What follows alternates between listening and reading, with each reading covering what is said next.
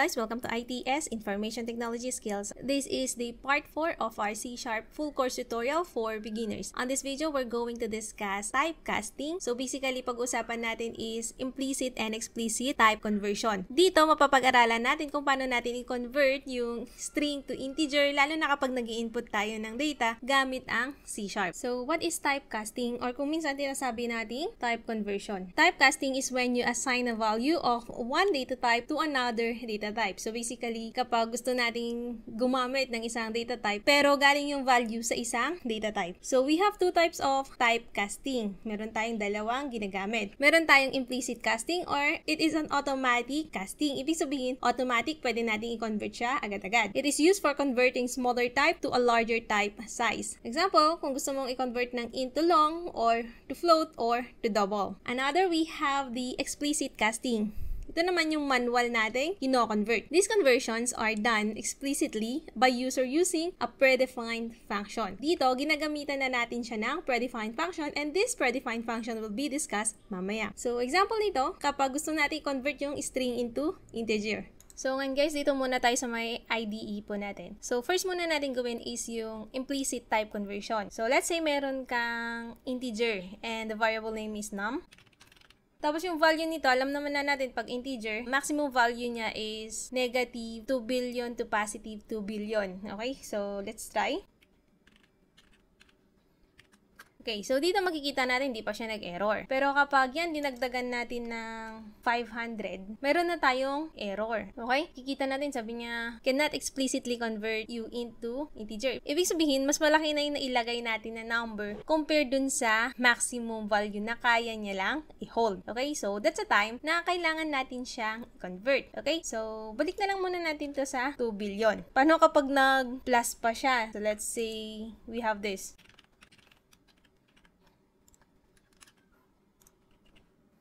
So, paano pag ganito yung idea? Ngayon, long na siya kasi mas malaki na yung value niya. Pag ganon, hindi na natin siya isa-save dun sa dati niyang variable. So, pwede tayong gumawa ng isa pang variable dito na long naman yung data type niya para dun niya na isa-save yung magiging bagong value. That is implicit type conversion.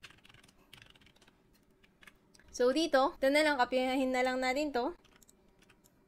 Ngayon, nung nilipat natin siya sa long na number and yung num plus 2,500,000,000, basta malaking number, okay? Wala tayong error na nagawa. Kasi mas malaki yung mako-hold na number nung long kaysa yung int. Okay? That is implicit type conversion. If you want to convert yung mas maliit na variable into greater or mas malaki yung size na variable. So, ngayon guys, gawin naman natin is explicit type conversion. Copy this code first and I'll be explaining kung ano ibig niyang sabihin.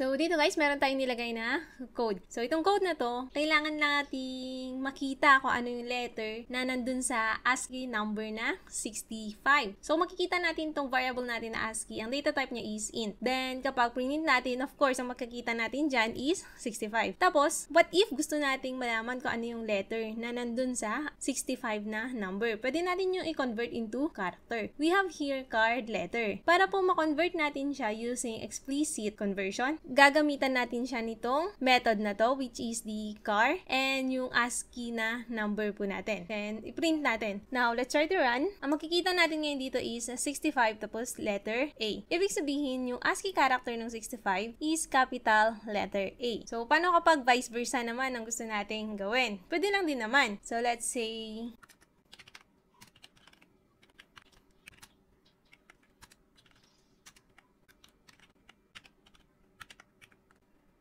so, dito naman guys, meron naman tayong char letter 2. Yung character natin dun is capital letter X. Pag pinint natin siya, of course, capital letter X ang makikita natin. Then, meron din tayong int ASCII 2. So, para ma-convert naman natin yung character into ASCII number, gagamitin lang natin tong int natin na to and yung letter na gusto natin or yung character na gusto nating i-convert. So, take note, character lang to, hindi pwedeng string, okay? So, now, let's try again. Dito, makikita natin merong naidagdag na letter X. Ito yung part na to. And 88 daw yung ASCII number or integer ni capital letter X. Ngayon, ang problema natin, kapag nag-input kasi tayo using console.readline, which is napag-aralan natin dun sa previous video natin, lahat po ng input ni user, mapa-number man yan, mapa-letter man yan, string ang data type po niya. For that, gagamitan natin siya ng different conversion. So here guys, we have some of the most commonly used method para mag-convert using explicit type conversion. So first, we have the int16. Int16 is used to convert type to 16-bit integer. Meron din tayong 2int32, convert type to 32-bit integer, and 2int64, convert type to 64-bit integer. So, kung makikita natin, lahat sila is for integers. Okay, ano pinagkakaiba nila? Yung 2int16, this is used kapag short yung data type. 2int32, ito yung pinaka-common kapag int yung data type. Ginagamit naman kapag long yung data type. Okay, so let's try. So, dito, let's say si user kailangan niyang mag-input ng number, pero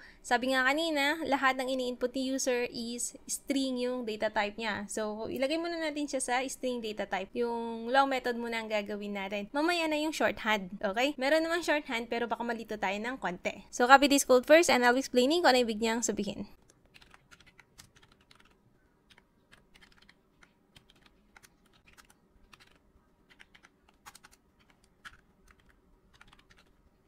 Okay guys, so let's say si user kailangan niya mag-input ng dalawang number. So we have here variable input 1 and input 2. Kung makikita natin, string muna yung data type niya kasi nga every input ni user is string ang data type. Then we have read line. Tapos ang gusto natin guys, yung input ni user for input 1 and input 2, mag-add sana siya. Kaya dito meron tayong makikitang console.writeLine, input 1 plus input 2. Pero kung titignan natin string yung data type nung input 1 and input 2 natin, kaya ang mangyayari, magko-concatenate sila. So let's try muna to. So dito meron tayong makikitang insertion point, hindi na lang tayo naglagay ng prompt. So maglagay na lang tayo ng number, let's say 10 and 20. So dapat, ang gusto natin, 30 ang output kasi get the total dapat. Pero ang mangyayari, 10, 20 ang output kasi string yung data type ng dalawa, nag-concatenate na lang sila. So ngayon, para i-convert yun, copy this code first and I'll explain kung ano ibig niyang sabihin. Dito tayo sa my number 3, mag-code na lang. Enter na lang muna natin siya.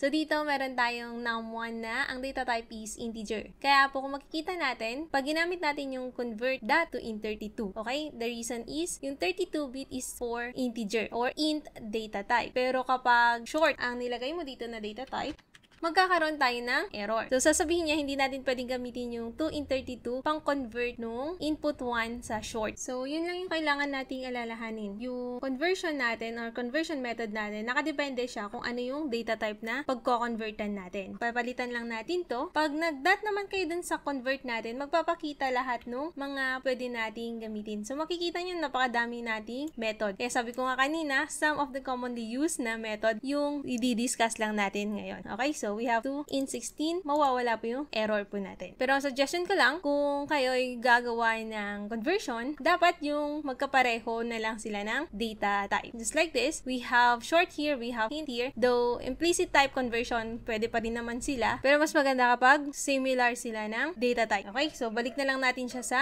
int32. So, ngayon guys, para dun naman sa display, copy-paste na lang natin to. Papalitan natin yung input 1 ng num1, same with input 2 ng num2.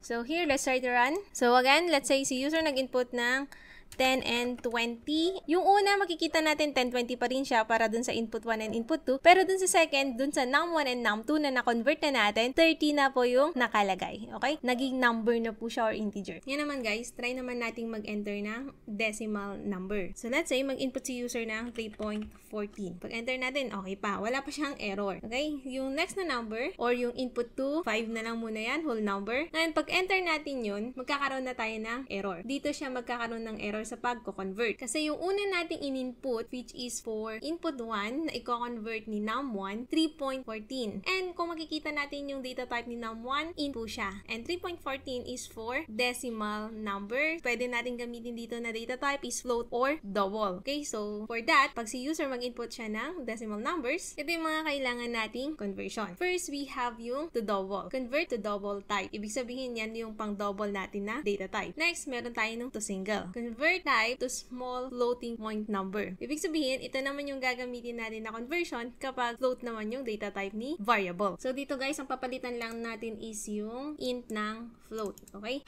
So copy-paste na lang natin siya para kay num2. Then, kapag float ang ginamit natin dito, tulad nung nasabi kanina, ang gagamitin naman natin conversion is to single.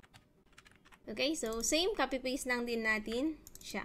So, wag na rin kakalimutan na kapag yung data type is float to single ang gagamitin nating conversion. Now, subukan ulit natin siyang i-run. So, dito meron ulit tayong insertion point. 3.14 ulit input ni user. Mag-enter ulit tayo. Let's say 5 again for input 2 which will be saved kay num2. Pag-enter natin, yung first of course, yun yung concatenation natin. Ito yung input 1 and input 2. Yan yung string pa lang yung output. Kaya po, 3.145 yung output. While yung na-convert na num1 and num2 na ang data type is float, ang sagot is 8.14 which is 3.14 plus 5, that is 8.14. So same lang po kay double. Kapag gusto naman nating mas malaki yung number na kaya nating i-save, papalitan lang natin tong float ng double and papalitan natin tong to single ng to double. Next naman guys, meron naman tayong to string. It is used to convert a type to string. So ibig sabihin, kapag gusto natin i-convert yung mga ibang data type natin sa string, and meron din tayong to char. Kapag gusto naman natin i-convert yung ibang data type natin into character. Pero itong conversion natin to string and to char,